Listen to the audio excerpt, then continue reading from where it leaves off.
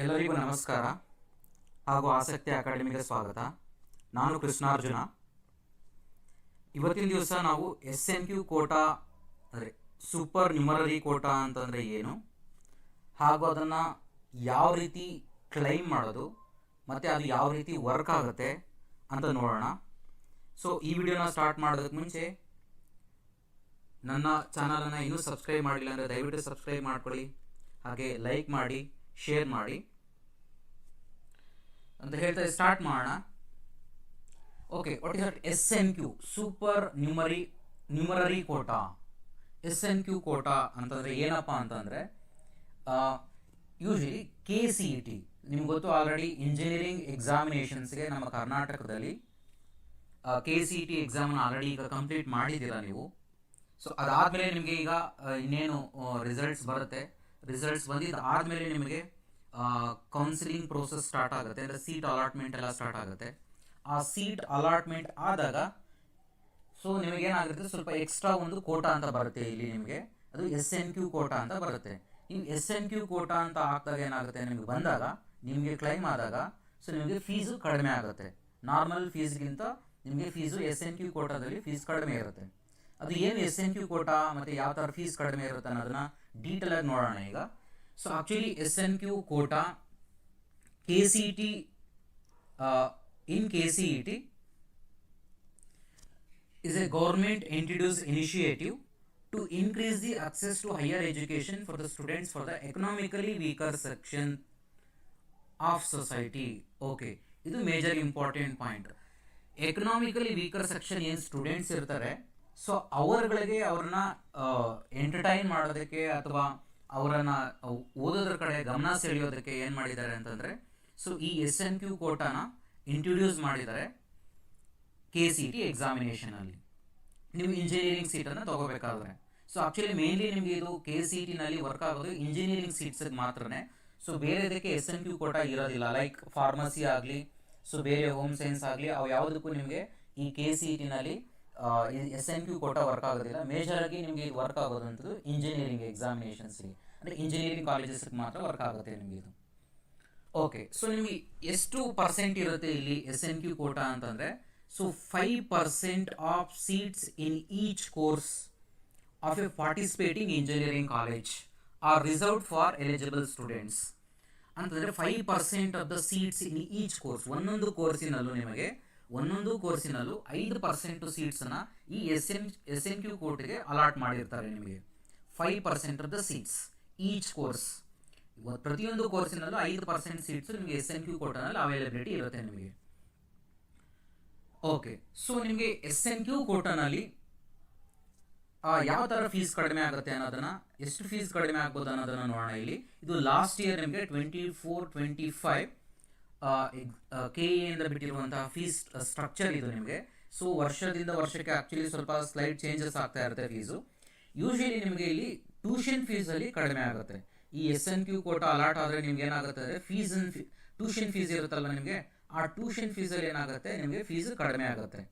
Overall ಈಗ ಏನು mention ಮಾಡಿದ್ರು ಅದಕ್ಕಿಂತ ಸ್ಲೈಡ್ ಸ್ವಲ್ಪ ಜಾಸ್ತಿ ಇರುತ್ತೆ ನಿಮಗೆ ಫೀಸ್ ಎಲ್ಲಾನು. ಸೊ ನಿಮಗೆ ನೋಡ್ಬೋದು ಇಲ್ಲಿ ಎಲ್ಲಾನು ಗೌರ್ಮೆಂಟ್ ಕಾಲೇಜಸ್ ಎಲ್ಲ ಆದರೆ ನಿಮಗೆ ನಾರ್ಮಲ್ ಆಗಿ ಕ್ಯಾಟಗರೀಸ್ ಕೊಟ್ಟಿದ್ದು ನೋಡಿ, general 2A, 3A, 3B, all these and including SC/ST annual income above 10 lakhs, including category 1 annual income above 2.5 lakhs. So ಅವರಿಗೆ ಈ ಥರ ಫೀಸ್ ಇರುತ್ತೆ. Normal fees engineering fees government aided ಮತ್ತು ಅನ್ಏಡೆಡ್ ಕಾಲೇಜಸ್ಗೆ ನಿಮಗೆ ಈ ಥರ ಫೀಸ್ ಇರುತ್ತೆ. SNQ ಕೋಟಾದಲ್ಲಿ ನಿಮಗೆ ಸೆಕೆಂಡ್ ಕಾಲಮ್ ನೋಡ್ಬೋದು. SNQ ಕೋಟಾದಲ್ಲಿ ಫೀಸು ನಿಮಗೆ ನೋಡಿ ಅರೌಂಡ್ ಕಾಲೇಜ್ ಫೀಸು ನಿಮಗೆ ಇಲ್ಲಿ 1,15,000 ಇದ್ದರೆ ನಿಮಗೆ ಅರೌಂಡ್ 1,20,000 ಫೀಸ್ ಇದ್ದರೆ ನಿಮಗೆ ಇಲ್ಲಿ SNQ ಕೋಟಾದಲ್ಲಿ ನಿಮಗೆ 31,650 ರೂಪೀಸ್ ಇರುತ್ತೆ SNQ ಕೋಟಾದಲ್ಲಿ. ಸೊ ನೀವು ಅಬ್ಸರ್ವ್ ಮಾಡ್ಬೋದು, ಆಲ್ಮೋಸ್ಟ್ ನಿಮಗೆ ನಾರ್ಮಲ್ ಆಗಿ 1,20,000-25,000 ಫೀಸ್ ಇದೆ ಈಗ ನಿಮಗೆ KCETನಲ್ಲಿ ಆ್ಯಕ್ಚುಲಿ ಪ್ರೈವೇಟ್ ಕಾಲೇಜಸ್ಗೆಲ್ಲನೂ. ಸೊ ಅದರಲ್ಲಿ ನಿಮ್ಗೆ ಅರೌಂಡ್ 35,000 ರೂಪೀಸ್ ನಿಮಗೆ SNQ ಕೋಟಾದಲ್ಲಿ ಫೀಸ್ ಬರುತ್ತೆ ಅರೌಂಡ್. ಓಕೆ, ಮತ್ತು ಇದು SC/ST ಸ್ಟೂಡೆಂಟ್ಸ್ಗಳಿಗೆ annual income if it is less than 2.5 lakhs. So ಇವರಿಗೆ annual income up to 10 lakhs SC/ST ಸ್ಟೂಡೆಂಟ್ಸ್ಗಳಿಗೆ ನಿಮಗೆ ಇದು ಫೀಸ್ ಇರುವಂಥದ್ದು. ನಿಮ್ಗೆ ಆಲ್ಮೋಸ್ಟ್ 750 ರೂಪೀಸ್ ಇರುತ್ತೆ SC/ST ಸ್ಟೂಡೆಂಟ್ಸ್ಗೆ. Up to annual income 10 lakhs ವರೆಗೂ. ಮೋರ್ ದೆನ್ 10 lakhs ಆದರೆ ಕ್ಯಾಟಗರಿ 1 ಇಲ್ಲಿ ಇರುತ್ತೆ ನೋಡ್ಬೋದು, ಫಸ್ಟ್ ಲಿಸ್ಟ್ ಇದೆಯಲ್ಲ ನಿಮಗೆ, ಸೊ ಅದರಲ್ಲಿ ಬರುತ್ತೆ ಫೀಸ್ ನಿಮಗೆ. ಸೊ ಇದು ನಾರ್ಮಲ್ ಆಗಿರುವಂಥ ಫೀಸ್ SNQ ಕೋಟಾದಲ್ಲಿ. ಮತ್ತು ಇದು ಯಾವ ಥರ ವರ್ಕ್ ಆಗುತ್ತೆ ಹಾಗಾದ್ರೆ SNQ ಕೋಟಾ ಹೆಂಗೆ ನಮ್ಗೆ ಅಪ್ಲೈ ಆಗುತ್ತಾ ಇಲ್ವಾ, ಯಾವ ಥರ ಗೊತ್ತಾಗುತ್ತೆ ನಮ್ಗೆ ಅಪ್ಲೈ ಆಗುತ್ತಾ ಅಥವಾ ನಾನು ಎಲಿಜಿಬಲ್ ಅದಕ್ಕೆ ಅನ್ನೋದಕ್ಕೆ ನಾವು ನೋಡೋಣ. ಈಗ ಯಾವ ಥರ ಅದು ಆ್ಯಕ್ಚುಲಿ ವರ್ಕ್ ಆಗುತ್ತೆ SNQ ಕೋಟಾ ಅಂತ ನೋಡೋಣ. ಈಗ ನಾನು ಒಂದು ಎಕ್ಸಾಂಪಲನ್ನು ತಗೊಳ್ತೀನಿ ನಿಮಗೆ ಈಸಿಯಾಗಿ ಅರ್ಥ ಆಗೋದಕ್ಕೆ. ಈಗ ಒಂದು ಕೋರ್ಸ್ ಅಂತ ತಗೊಳ್ಳೋಣ. ಈಗ ಒಂದು ಕೋರ್ಸ್ ಅಂತ ತಗೊಂಡಾಗ ಅದರಲ್ಲಿ 100 ಸೀಟ್ಸ್ ಇದೆ ಅಂದ್ಕೊಳ್ಳಿ, ಕೋರ್ಸ್ ಎಕ್ಸ್. ಸೊ ಆ ಕೋರ್ಸ್ ಎಕ್ಸ್ನಲ್ಲಿ ಸೊ ದೇರ್ ಆರ್ 100 ಸೀಟ್ಸ್. ನಿಮಗೆ 100 ಸೀಟ್ ಇದೆ ಅಂತ ಅಂದ್ಕೊಳ್ಳಿ. ಸೊ ಆ 100 ಸೀಟ್ನಲ್ಲಿ ನಾನು ಹೇಳಿದ್ದೀನಿ ನಿಮಗೆ 5% of the seats which will be for so SNQ quota ಬರುತ್ತೆ. ಅಂತಂದರೆ 100 ಸೀಟಿನಲ್ಲಿ ನಿಮಗೆ ಆಲ್ಮೋಸ್ಟ್ ಎಷ್ಟು ಬರುತ್ತೆ, 5 ಸೀಟ್ಸ್. 100ರಲ್ಲಿ 5% ಅಂದರೆ 5 ಸೀಟ್ಸ್ ಬರುತ್ತೆ ಅಂತ ಹೇಳಿದೆ ನನಗೆ.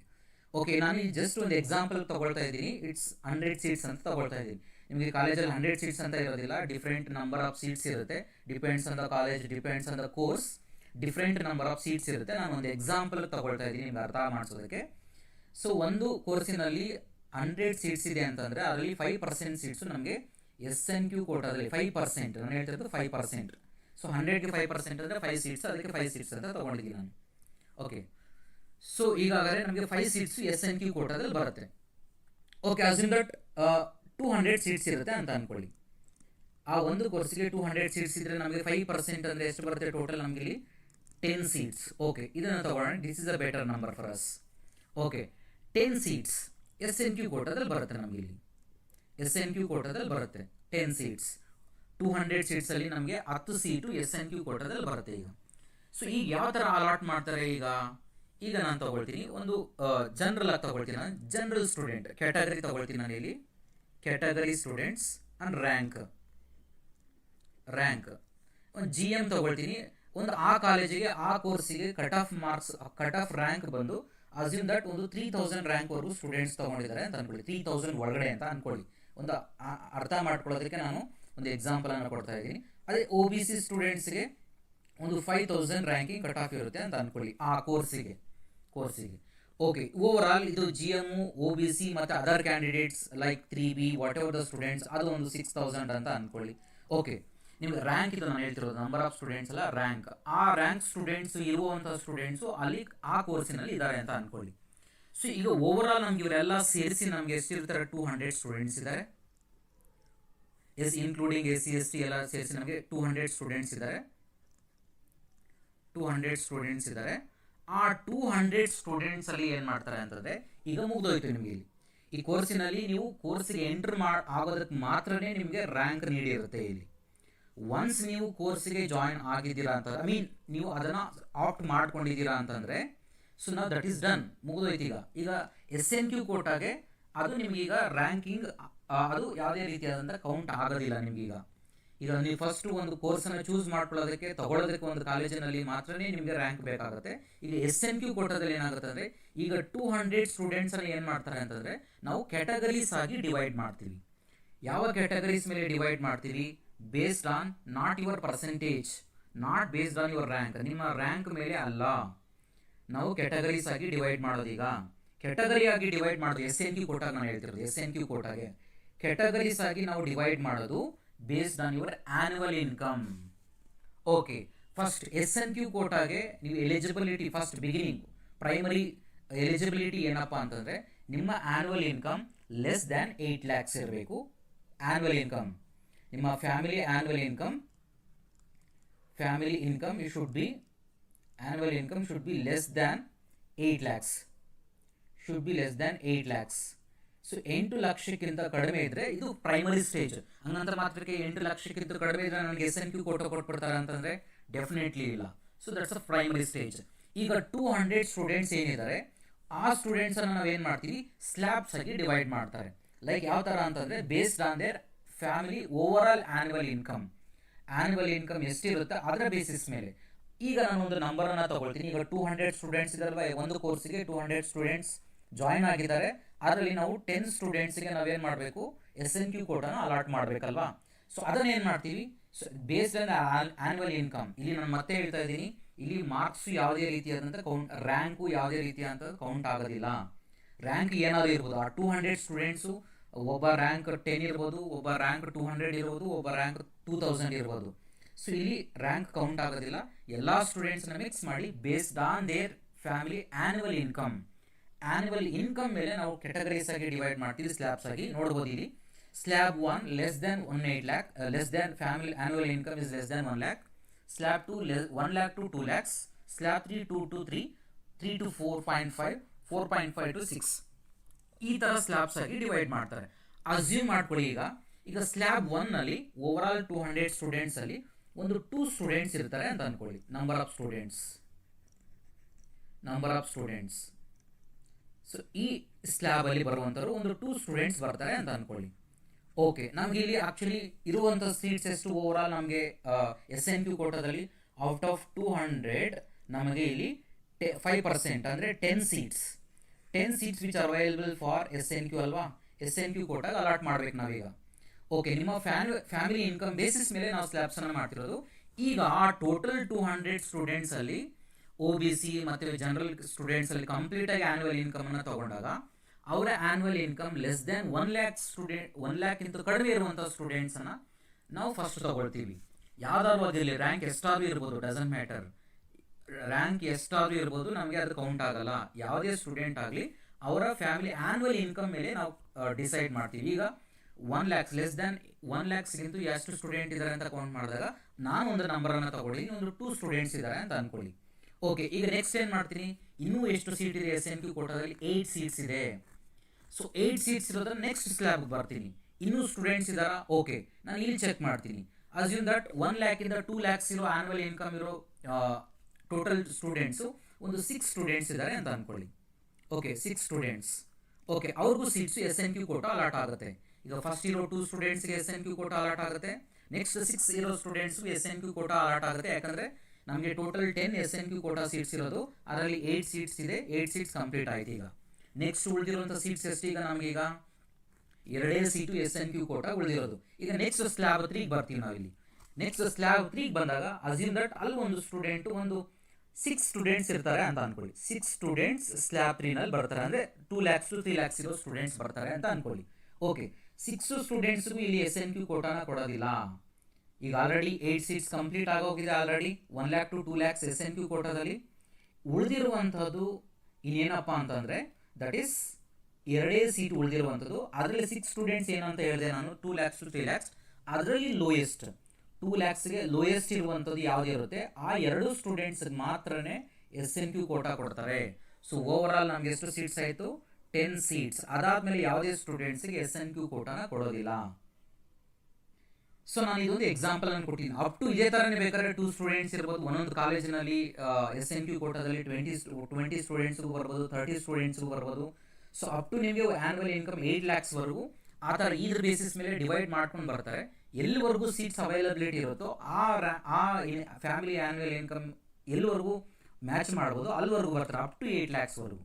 ಬಿಲೋ ಲೆಸ್ ದೆನ್ 8 lakhs ಇರೋರು ಅಲ್ಲಿವರೆಗೂ ಈ ಥರ ನಿಮಗೆ ಸೀಟ್ಸನ್ನು ಅಲಾಟ್ ಮಾಡ್ತಾರೆ. ಸೊ ಈ ರೀತಿಯಾಗಿ ನಿಮಗೆ SNQ ಕೋಟಾದಲ್ಲಿ ಸೀಟ್ ಅಲಾಟ್ ಮಾಡುವಂಥದ್ದು ಅರ್ಥ ಆಗಿದೆ ಅಂತ ಅಂದ್ಕೊಳ್ತೀನಿ.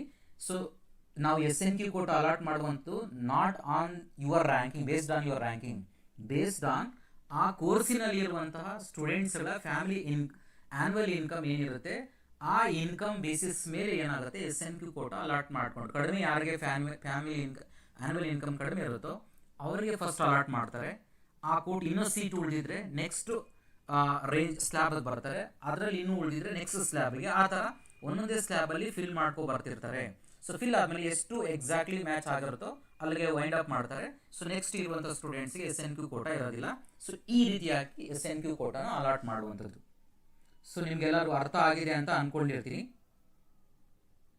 ಓಕೆ, ಹಾಗಾದರೆ ನೆಕ್ಸ್ಟ್ ಬಂದು ಪಾಯಿಂಟ್ ಏನಪ್ಪ ಅಂತಂದರೆ, ಹಾಗಾದರೆ ಕ್ಲೈಮ್ ಮಾಡೋದು ಹೇಗೆ? ಈಗ ನಾನು ಎಲಿಜಿಬಲ್ ಅಲ್ವಾ ಅಂತ ಹೆಂಗೆ ಗೊತ್ತಾಗುತ್ತೆ ನನಗೀಗ ಅಂತಂದರೆ, ಆ್ಯಕ್ಚುಲಿ ನೀವೇನು ಅಪ್ಲೈ ಮಾಡೋ ಎಕ್ಸ್ಟ್ರಾ ಡಾಕ್ಯುಮೆಂಟ್ಸ್ ಅದಕ್ಕೆ ಪ್ರೊವೈಡ್ ಮಾಡೋ ನೆಸೆಸಿಟಿ ಇಲ್ಲ. ಈಗ ಆಲ್ರೆಡಿ ನೀವು KCET ಅಪ್ಲಿಕೇಶನ್ ಹಾಕಿರ್ತೀರಿ. ನೀವು ಅದರಲ್ಲಿ KCET already annual income mention ಮಾಡಿರ್ತೀರಾ, as well as caste and income ಸರ್ಟಿಫಿಕೇಟನ್ನು ಅದಕ್ಕೆ ಅಟ್ಯಾಚ್ ಮಾಡಿರ್ತೀರಾ, RD ನಂಬರನ್ನು ಹಾಕಿ. ಓಕೆ, ಹಾಗಾದರೆ ನಿಮಗೆ ಅದು ವೆರಿಫಿಕೇಷನ್ ಆಗಿರುತ್ತೆ. ಆಗಿಲ್ಲ ಅಂತಂದರೆ ಇನ್ನೊಂದು ಆ್ಯಕ್ಚುಲಿ ಆಲ್ರೆಡಿ ವೆರಿಫಿಕೇಷನ್ಸ್ ಆಗೋಗಿದೆ ಎಲ್ಲ ನಿಮ್ಗೆ ಗೊತ್ತಿರುತ್ತೆ. Annual family income certificate, caste certificate ಎಲ್ಲ ಡಾಕ್ಯುಮೆಂಟ್ಸ್ ವೆರಿಫಿಕೇಷನ್ ಆಗಿದೆ. ಸೊ ನೆಕ್ಸ್ಟ್ ಫರ್ದರ್ ನೀವು ಯಾವುದೇ ಡಾಕ್ಯುಮೆಂಟ್ಸನ್ನು ಪ್ರೊವೈಡ್ ಮಾಡೋ, ಅಡಿಷನಲ್ ಡಾಕ್ಯುಮೆಂಟ್ಸನ್ನು ಪ್ರೊವೈಡ್ ಮಾಡೋ ನೆಸೆಸಿಟಿ ಇಲ್ಲ. ಆಲ್ರೆಡಿ ನೀವು ಕೊಟ್ಟಿರ್ತೀರ. ಆಲ್ರೆಡಿ ನೀವು ಅಪ್ಲಿಕೇಶನ್ ಹಾಕಬೇಕಾದ್ರೆ ಇನ್ಕಮ್ ಕಾಸ್ಟ್ ಸರ್ಟಿಫಿಕೇಟನ್ನು ಆಲ್ರೆಡಿ ಕೊಟ್ಟಿರ್ತೀರಾ. ಸೊ ಆಲ್ರೆಡಿ ಆಗಿದೆ. ಸೊ ಅದಕ್ಕಾಗಿ ನೀವು ಯಾವುದೇ ಡಾಕ್ಯುಮೆಂಟ್ಸ್, ಅಡಿಷನಲ್ ಡಾಕ್ಯುಮೆಂಟ್ಸನ್ನು ಕೊಡೋ ನೆಸೆಸಿಟಿ ಇಲ್ಲ. Okay, next one. ಹಾಗಾದರೆ ನಿಮ್ಮದು ಹೇಗೆ ಗೊತ್ತಾಗುತ್ತೆ ನಿಮಗೆ SNQ ಕೋಟಾ ಆಗಿದೆಯಾ ಇಲ್ವಾ ಅಂತಂದರೆ, ನಿಮಗೆ ಈಗ ಆಲ್ರೆಡಿ ಈಗ ರಿಸಲ್ಟ್ಸ್ ಅನೌನ್ಸ್ ಆಗುತ್ತೆ. ರಿಸಲ್ಟ್ಸ್ ಅನೌನ್ಸ್ ಆದಮೇಲೆ ನೀವು ಸೀಟ್ ಅಲಾಟ್ಮೆಂಟಿಗೆ ಬಿಡ್ತಾರೆ, ಆಪ್ಷನ್ ಎಂಟ್ರಿಗೆ. ನೀವು ಆಪ್ಷನ್ ಎಂಟ್ರಿ ಮಾಡಿದ ಆದಮೇಲೆ ನಿಮಗೆ ನೆಕ್ಸ್ಟ್ ಏನಾಗುತ್ತೆ ಅಂದರೆ, ಒಂದು ಸ್ವಲ್ಪ ದಿನದ ಆದಮೇಲೆ ನಿಮಗೆ ಫೀಸ್ ಪೇಮೆಂಟ್ ಮಾಡೋದಕ್ಕೆ ನಿಮಗೆ ಒಂದು ಚಲನನ ಜನರೇಟ್ ಆಗುತ್ತೆ. ಆ ಚಲನ್ ಜನರೇಟ್ ಆಗಬೇಕಾದ್ರೆ ನಿಮಗೆ ಮೆನ್ಷನ್ ಮಾಡಿರ್ತಾರೆ, ಅಲ್ಲೇ ಮೆನ್ಷನ್ ಮಾಡಿರ್ತಾರೆ ನಿಮ್ಮ ಸೀಟು SNQ ಕೋಟಾ ಅಂಡರಲ್ಲಿ ಬರುತ್ತೆ. ಸೊ ನಿಮ್ಮ ಫೀಸು ಇಷ್ಟಿರುತ್ತೆ, ನೀವು ಇಷ್ಟು ಪೇ ಮಾಡಬೇಕು ಅನ್ನೋದನ್ನ ಡೈರೆಕ್ಟಾಗಿ ಆಟೋಮೆಟಿಕಲಿ ಅಲ್ಲೇ ಜನರೇಟ್ ಆಗಿಬಿಡುತ್ತೆ ನಿಮಗೆ. ಸೊ ನೀವೇನು ಅದಕ್ಕೆ ಎಕ್ಸ್ಟ್ರಾ ಡಾಕ್ಯುಮೆಂಟ್ಸ್ ಅಪ್ಲೈ ಮಾಡಿ, ಅಥವಾ ನೀವು ಎಕ್ಸ್ಟ್ರಾ ನನಗೆ ಬರುತ್ತಾ ಇಲ್ವಾ ಅಂತ ನೀವೇನು ಸಪ್ರೇಟಾಗಿ ಯಾವುದೇ ರೀತಿಯಾದಂಥ ಡಾಕ್ಯುಮೆಂಟ್ಸ್ ಬೇಕಾಗಿಲ್ಲ. ಅದಕ್ಕೆ ನೀವು ಆಲ್ರೆಡಿ ಕಾಸ್ಟ್ ಇನ್ಕಮ್ ಸರ್ಟಿಫಿಕೇಟನ್ನು ವೆರಿಫೈ ಮಾಡಿಸಿದ್ರೆ ನಿಮ್ಗೆ ಅದು ಅಪ್ಲೈ ಆಗುತ್ತೆ. ಇನ್ಕಮ್ ಸರ್ಟಿಫಿಕೇಟ್ ಆಲ್ರೆಡಿ ವೆರಿಫಿಕೇಷನ್ ಆಗಿದ್ರೆ and annual income less than 8 lakhs ಇದ್ದರೆ ನೀವು ಅದಕ್ಕೆ ಎಲಿಜಿಬಲ್ ಆಗ್ತೀರಾ. ಬಟ್ ನಿಮಗೆ ಆ ಸೀಟ್ ಅಲಾಟ್ ಆಗುತ್ತಾ ಇಲ್ವಾ ಅನ್ನೋದು ನಿಮ್ಮ ಆಗಲೇ ನಾನು ಎಕ್ಸ್ಪ್ಲೈನ್ ಮಾಡಿದ್ದೀನಲ್ಲ, ಅದ್ರ ಬೇಸಿಸ್ ಮೇಲೆ ಡಿಪೆಂಡ್ ಆಗಿರುತ್ತೆ. ನೀವು ತೊಗೊಂಡಿರುವಂಥ ಕಾಲೇಜಿನಲ್ಲಿ, ಆ ಕೋರ್ಸಿನಲ್ಲಿ ನಿಮ್ಮದು ಆ್ಯನ್ಯುವಲ್ ಇನ್ಕಮ್ ಕಡಿಮೆ ಇದ್ದರೆ, ಅದು 5% ಕ್ಯಾಂಡಿಡೇಟ್ಸ್ ಏನಿರ್ತಾರೆ ಅದರೊಳಗಡೆ ನೀವು ಬಂದರೆ ನೀವು ಆ್ಯನ್ಯುವಲ್ ಇನ್ಕಮಲ್ಲಿ, ಸೊ ನಿಮಗೆ SNQ ಕೋಟಾ ಅಲಾಟ್ ಆಗುತ್ತೆ ನಿಮಗೆ. ಓಕೆ, ಸೊ ಇಷ್ಟ ಆಯಿತು ನಿಮಗೆ ಆ್ಯಕ್ಚುಲಿ SNQ ಕೋಟಾ ಹೇಗಿರುತ್ತೆ, ಹೇಗೆ ವರ್ಕ್ ಆಗುತ್ತೆ ಅನ್ನೋದನ್ನ ಡೀಟೇಲಾಗಿ ಎಕ್ಸ್ಪ್ಲೈನ್ ಮಾಡಿದ್ದೀನಿ. ಅರ್ಥ ಆಗಿದೆ ಅಂತ ಅಂದ್ಕೊಳ್ತೀನಿ. Thanks for watching the video.